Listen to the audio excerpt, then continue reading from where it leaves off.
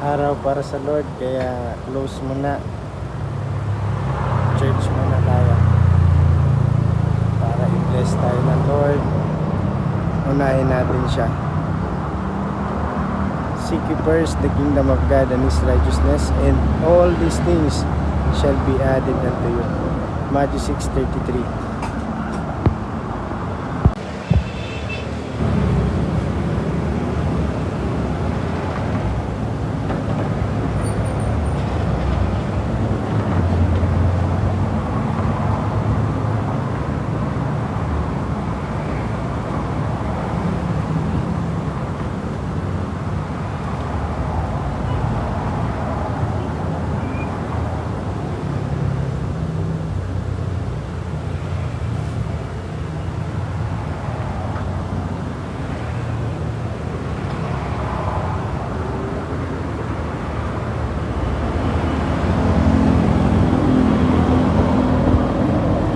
Pag inuna mo si Lord, hindi ka mabibigo.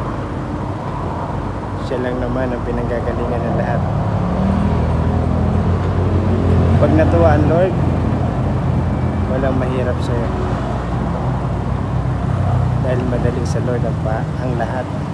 Para sa Kanya, walang mahirap. Kaya, saan ka pa?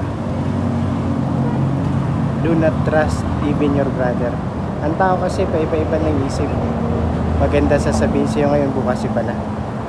Pero pag sa Lord ka nagtiwala, pag pray mo lahat, kontrolado niya lahat, makukuha mo by the will of the Lord.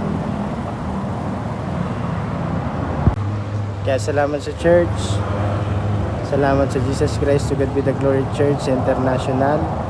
Dati po, dyan po ako, sa bangketa po ako nagtitinda, dyan sa labas po, kasi wala pa akong Christ noon. Hindi ko alam yung gospel noon, hindi ko alam kung paanong gagawin, kung anong gagawin.